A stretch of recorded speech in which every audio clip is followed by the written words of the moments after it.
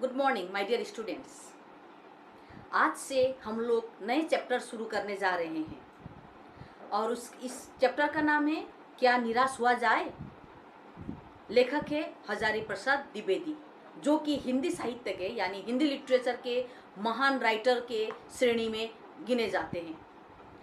बच्चों, सुबह उठते ही या टीवी खोलिए, आप रेडियो खोलिए, पेपर पढ़िए, क्या न्यूज़ रहता है? मैक्सिमम क्या न्यूज़ रहता है? किसी ने किसी को मारा, किसी ने किसी से झगड़ा की, किसी ने किसी की ज़मीन हड़प ली, कहीं पर अपहरण हुआ, कहीं पर लूटा गया, कहीं पर महिलाओं का श्लीलता की हानि पहुंचाई गई, लोगों ने भीड़ में किसी की जान ले ली। यही खबर न्यूज़ में रहता है। ये सुनकर लेखक या हम जैसे लोगों का या आप जैसे लोगों का मन निराश हो जाता है। हम सोचते हैं कि ऐसे दुनिया में क्या हम ऐसे दुनिया में रहते हैं जहाँ पर इस प्रकार की घटनाएं होती है। इस प्रकार के जब लोगों का मन निराश हो जाता है तो लोगों के मन में आशा का संचार लाने वाले होते हैं लेखक। आजकल तो मोटिवेशनल स्पीच देने वाले भी स्पीकर आ गए हैं, लेकिन इस पाठ में लेखक कहते हैं कि हमें निराश होने की कोई आवश्यकता नहीं है, क्योंकि जीवन में आशा के बाद निराशा, निराशा के बाद आशा, अच्छाई के बाद बुराई, दिन के बाद रात, ये तो एक सच्चाई है। इसीलिए हमें कभी निराश नहीं होना चाहिए। जो भी हमारे जीवन में जैसे भी घटनाएं घटित हो, जैसे भी उसको हमें क्या करना चाहिए? हंसते हुए, निराशा को दूर करते हुए जीने का संचार करना चाहिए। बच्चों, आज देखा, कुछ दिन पहले भी लोगों ने पीट कर एक व्यक्ति को मार दिया। उसके नेक्स्ट डे फिर से एक लड़का को वो नेचुरल ब्यूटीज़ को अपने फ्रेंड के साथ देखने गया था, वहाँ भी उसको थोड़ी सी एक्सीडेंट, थोड़ा सा चोट दूसरों को पहुँचाने की वजह से लोगों ने उसको मार दिया। ऐसा एक दो घटना में यहाँ पर, आप इतना भी समय नहीं है कि मैं सारी घटनाओं का उजागर यहाँ पर करूँ, सारी घटनाओं का जिक्र यहाँ पर करूँ। लेकिन बच्चों, इस पाठ को मैं लाइन वाइज जब मैं एक्सप्लेनेशन करूँगी आपको समझ में आ जाएगा। लेखक का कहना है कि हमारे मन में दो प्रकार की सोच है, एक है सकारात्मक, दूसरा है नकारात्मक। सकारात्मक का मतलब है पॉजिटिव थिंकिंग, नकारात्मक का मतलब है नेगेटिव थिंकिंग। बच्चों, हमें सकारात्मक सोच के साथ जीना चाहिए। बच्चों, लेखक ने क्या कहा है इस पाठ में? जब निराशा की बातें होती है, अंत में वो जाकर कहते हैं कि उनके मन में भी आशा का संचार हुआ। कुछ घटनाएं उनके जीवन में ऐसी घटी जिससे उनके जीवन में आशा का संचार हुआ। उसमें से उन्होंने दो एग्जाम्पल दिया है। एक है टिकट बाबू, दूसरा है बस का कंडक्टर। क्या होता है घटना बच्चों? मैं एक्सप्लेनेशन में ये बताऊंगी, लेकिन मैं शॉर्ट में यहाँ पर कुछ बता देना चाहती हूँ। एक बार क्या हुआ, लेखक यानी हजारी प्रसाद द्विवेदी खुद अपने परिवार के साथ रेल से कहीं यात्रा करने के लिए निकले थे और रेलवे स्टेशन पर जाकर उन्होंने क्या किया? टिकट खरीदा। और टिकट था 10 रुपीज़ का, यानी 10 रुपये का, और उन्होंने 10 रुपये के बजाय 100 रुपीज़ का नोट उन्होंने काउंटर में टिकट बाबू को दे दिया। उसके बाद टिकट लेकर वो जाकर सेकंड क्लास के डिब्बे में जाकर अपने परिवार के साथ बैठ गए। उसके कुछ समय बाद उन्होंने देखा कि टिकट बाबू उनको ढूंढते हुए आए और उन्होंने लेखक के हाथ में 90 रुपया दे दिया। यानी टिकट बाबू का उदाहरण देकर उन्होंने ये कहा कि इस समय अच्छे लोगों की कमी नहीं है। यानी 90 रुपया जो 90 रुपये उनको पाना था, क्योंकि उनको 10 रुपये का टिकट था, 90 रुपया उन्होंने ज़्यादा दिया था, वही उनको ट्रेन में आकर, अपना काम छोड़कर ट्रेन में आकर उन्होंने ये पैसा उनको लौटा दिया। दूसरा उदाहरण है कि एक बार वो कहीं यात्रा कर रहे थे, फिर इस बार भी वो परिवार के साथ गए हुए थे, तो वहाँ पर क्या होता है? बस खराब हो जाती है। बस खराब होने पर लोगों को डर हुआ कि उस जगह में बस खराब होने का मतलब है कि ड्राइवर और कंडक्टर और डाकुओं ने मिलकर एक ऐसा प्लान बनाया कि बीच रास्ते में गाड़ी को खराब कर दे और उसके बाद वहाँ पर यात्रियों को लूट ले। तो सबके मन में अचानक बस का जंगल में यानी बीच रास्ते पर अंधेरे में रुक जाने से सबके मन में यही विचार आया कि इन लोगों ने इन दोनों ने मिलकर डाकुओं के साथ कोई मेल मिलाप किया है, यानी इन पैसेंजर को यानी यात्रियों को लूटने के लिए। तो इसके बाद उन्होंने क्या किया, उसके बाद इसी गाड़ी उसके बाद एक कहीं से एक साइकिल जुगाड़ करके बस का कंडक्टर क्या होता है दूसरे नए बस लाने के लिए चला जाता है। लेकिन इन लोगों ने यात्रियों ने सोचा कि ये डाकुओं को बुलाने के लिए चला गया। तो उन लोगों ने ड्राइवर को घेर लिया और कहा कि अगर कुछ ऐसा वैसा होता है सब लोग मिलकर ड्राइवर को पीटेंगे। लेकिन कुछ समय के बाद देखा गया कि बस के साथ एक नया बस को लेकर कंडक्टर वापस आ रहा है और साथ में वो पानी और दूध लेकर आता है। उस बस में जितने भी यात्री थे उनमें से परिवार को लेकर राइटर ही थे। राइटर के परिवार में एक छोटा बच्चा भी था, यानी लेखक का अपना बेटा भी था, जिसको छोटा बच्चा था जिसको दूध के लिए प्रॉब्लम हो रही थी। और कंडक्टर उसको लाकर ये बोला कि आपके बच्चे के लिए दूध और पानी लाया हूँ। पानी सबके लिए था, कुछ लोगों के लिए पानी था। ये सुनते ही लेखक के मन में इतना एक ऐसा श्रद्धाभाव जगा और उसके बाद ड्राइवर और कंडक्टर ने मिलकर उन यात्रियों को अपने गंतव्य स्थान तक पहुँचा दिया। बच्चों, अगर मन में नकारात्मक विचार हो तो इस प्रकार से ही अलग अलग खराब विचार हमारे मन में आते हैं। मन में अगर सकारात्मक विचार हो तो ऐसे विचार हमारे मन में नहीं आता। वर्तमान समय में बच्चों हमारे मन में नकारात्मक विचार आना, नेगेटिव थिंकिंग आना कोई अलग बात नहीं है, क्योंकि ये माहौल, ये समय, ये हमें यही कहता है कि हमें हमारे सोच नकारात्मक ही हो। कहीं हमारे घर से कोई बच्चा निकल जाता है, घर से कहीं दूर देर आता है, पता नहीं दिमाग में क्या क्या चलता रहता है कि पता नहीं मेरे बच्चों के साथ क्या हुआ, पता नहीं किसी ने अपहरण किया, पता नहीं किसी ने क्या किया। तो इसी प्रकार लेखक ने इस लेसन का मूल उद्देश्य है हमारे मन में आशा का संचार जगाना, यानी जो व्यक्ति निराश हो चुके हैं उनके मन में थोड़ी सी आशा की ज्योति जगाना। और उन्होंने इसमें कामयाबी भी हुए। जैसे मुझे समझ में आया कि हमें निराश नहीं होना चाहिए, आशा जीवन में बनाए रखना, चाहे मुसीबत जैसा भी क्यों ना हो। बच्चों, अब थोड़ा बोर्ड की ओर नजर डालते हैं। बच्चों, पाठ क्या निराश हुआ जाए, लेखक हजारी प्रसाद द्विवेदी। इस पाठ के ऑब्जेक्टिव है वर्तमान समाज में प्रचलित दुर्व्यवस्थाओं की जानकारी, यानी वर्तमान समाज में क्या क्या दुर्व्यवस्थाएं हुए। दुर्व्यवस्था का मतलब है जो व्यवस्था, जो प्रबंध है, व्यवस्था है, वो क्या क्या खराबी है, यानी हमारे समाज में क्या क्या खराबी है। उसके बाद बच्चों देखिए दूसरा, लेखक जैसे कुछ लोगों की सकारात्मक सोच। लेकिन इन दुर्व्यवस्थाओं के बावजूद लेखक क्या करते हैं, लेखक जैसे, राइटर जैसे कुछ लोगों के मन में, हमारे बीच के ही कुछ लोगों के मन में सकारात्मक सोच भी है, यानी पॉजिटिव थिंकिंग भी है, जिसकी वजह से तो समाज चल रहा है। बच्चों, इस पाठ का मेन कॉन्सेप्ट है, ये मैंने चुनकर बढ़िया से आप लोगों के लिए बनाया है। नर हो न निराश करो मन को, यानी हम इंसान हैं, हमें कभी भी निराश नहीं करना चाहिए। हमारे मन को कभी भी निराश नहीं होने देना चाहिए, क्योंकि निराश होने पर बच्चों जानते हैं क्या क्या प्रॉब्लम आ जाती है। आप जानते हैं, आप क्लास 8 में हैं। बच्चों, मनुष्य के मन में 2 प्रकार के सोच पनपते हैं, 2 प्रकार की सोच है, ठीक है। कितने प्रकार के हैं? 2 प्रकार के हैं। एक है सकारात्मक, दूसरा है नकारात्मक।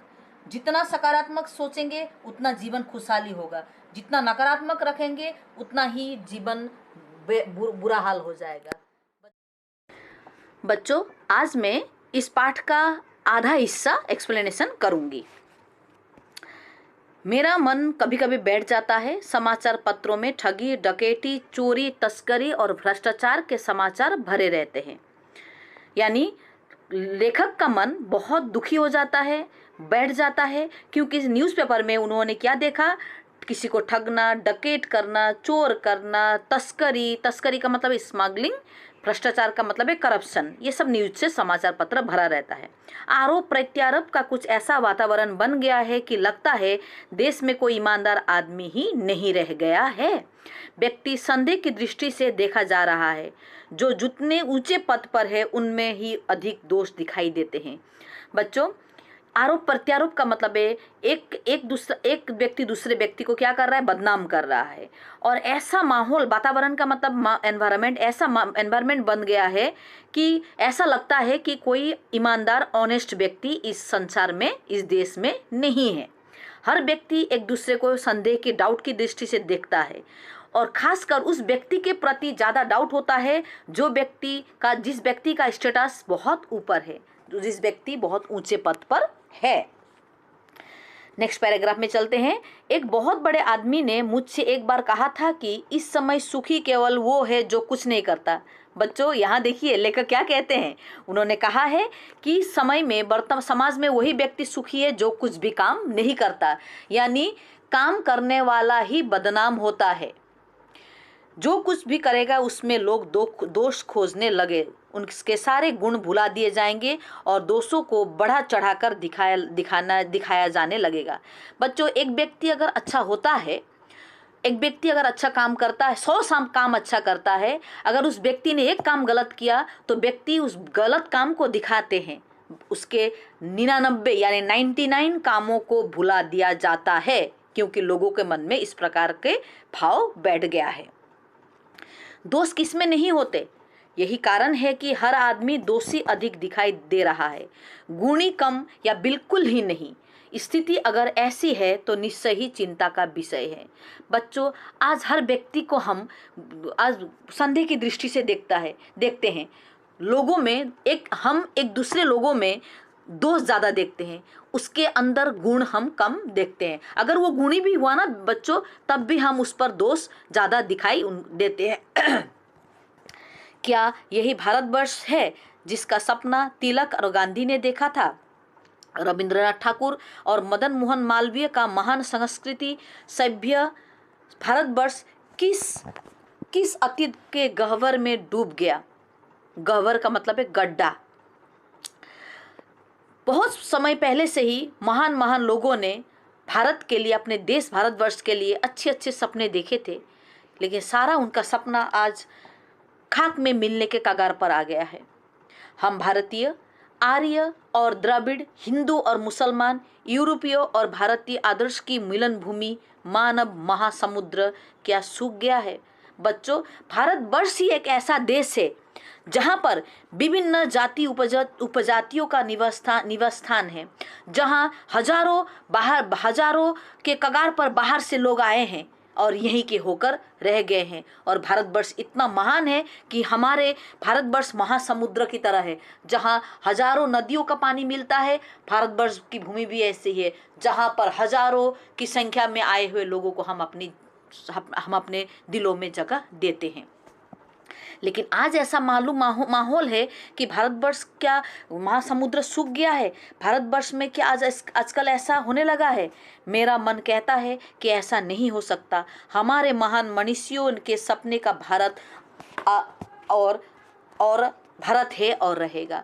हमारे महान मनीषियों ने जैसा सपना देखा था अपने भारतवर्ष को लेकर, वो ऐसा ही रहेगा, ये कभी नहीं बदलेगा, चाहे कोई भी हालात पैदा क्यों ना हो। भारतवर्ष महान था और महान ही रहेगा। बच्चों, नेक्स्ट पैराग्राफ की ओर आते हैं। यह सही है कि इन दिनों कुछ ऐसा माहौल बना है कि ईमानदारी से मेहनत करके जीविका चलाने वाले निरीह और भोले भाले श्रमजीवी पिस रहे हैं और झूठ तथा फरेब का रोजगार करने वाले फल फूल रहे हैं।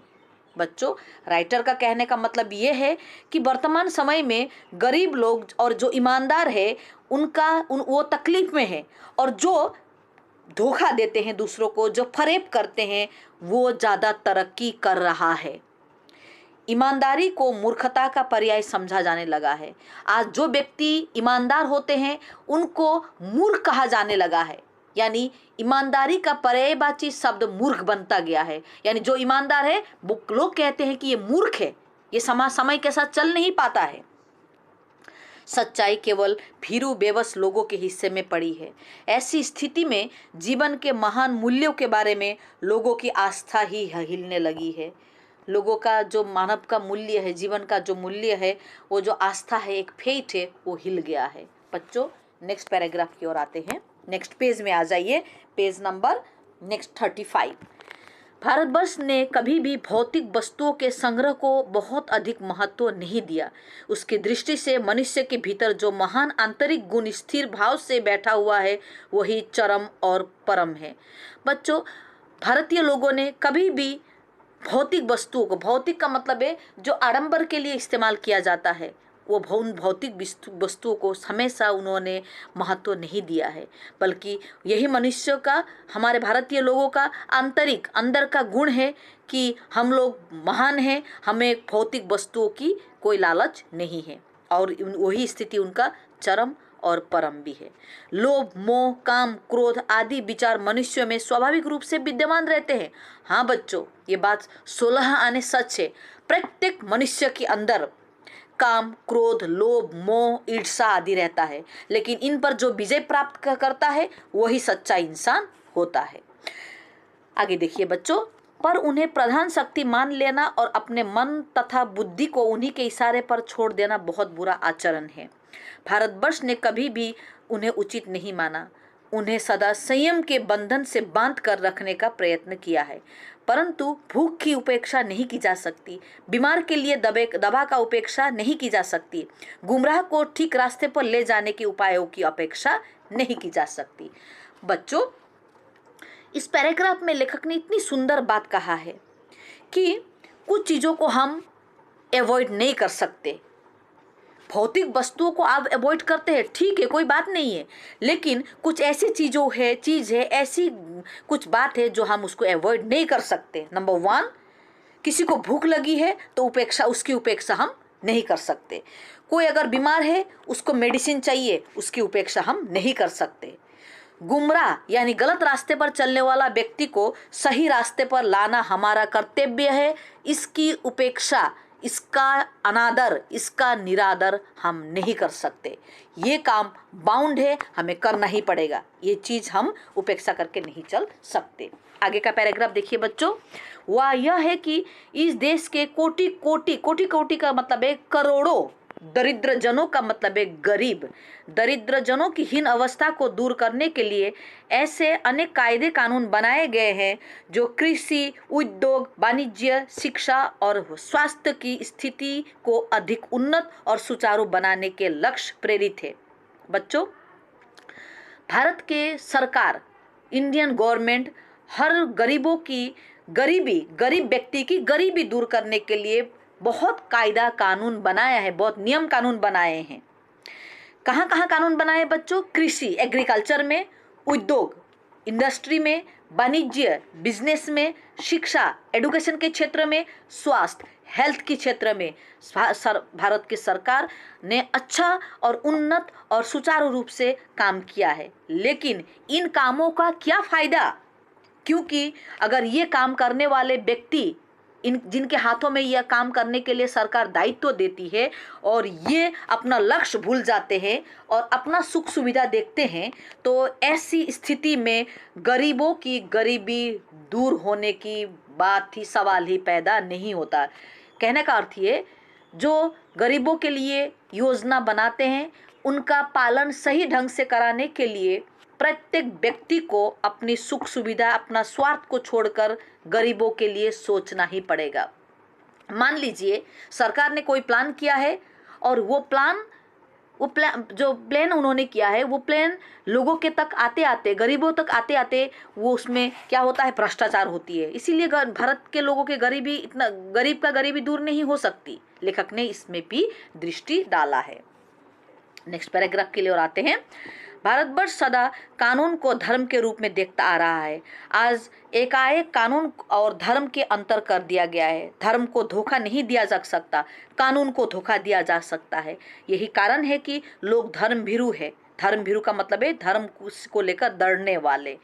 वे कानून की त्रुटियों से लाभ उठाने में संकोच नहीं करते। बच्चों, आज भारतवर्ष में कानून और दो धर्म, दो ही चीज चलता है और दोनों ने अंतर कर दिया है।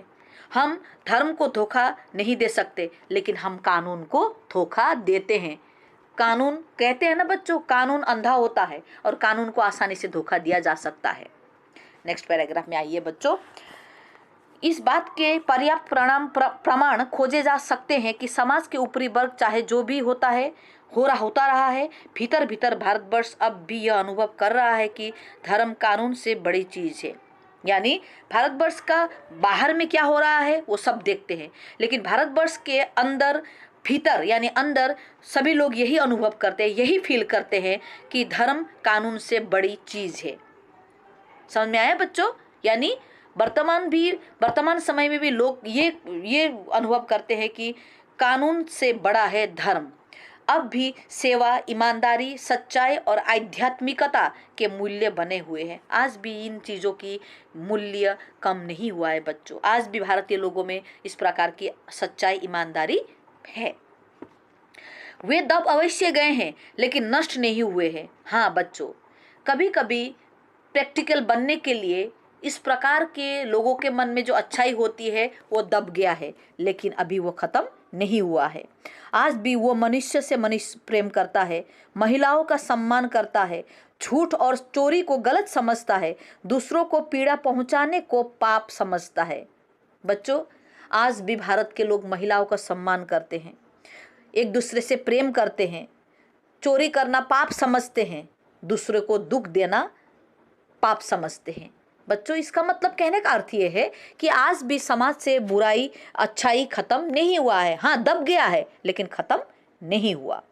हर आदमी अपने व्यक्तिगत जीवन में इस बात का अनुभव करता है।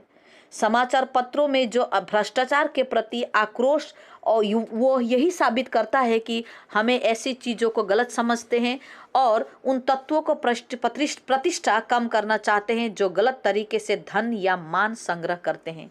बच्चों, हम गलत चीज़ों को गलत और सही चीज़ों को सही समझते हैं।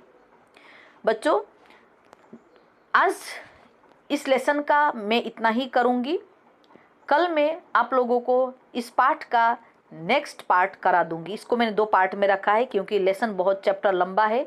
एक दिन में मैं कराने जाऊंगी तो आपको समझ में नहीं आएगा। बच्चों, इस लेसन का एकदम शॉर्ट में अगर समरी में देना चाहती हूँ तो ये कहती हूँ कि वर्तमान समय में बुराइयों को देखकर, पढ़कर, सुनकर हमारे मन में हम निराश हो गए हैं, लेकिन अच्छे लोगों की कमी इस संसार में नहीं है। आज अच्छे लोग दब गए हैं, लेकिन आज भी भारत में, विश्व के सभी देशों में से भारतवर्ष ही ऐसा देश है जहां महिलाओं का सबसे ज़्यादा सम्मान होता है। आज भी लोग चोरी करना पाप समझते हैं। आज भी एक दूसरे से प्रेम करते हैं। बच्चों, आप सुरक्षित रहे, यही मेरी आपसे कामना है। धन्यवाद।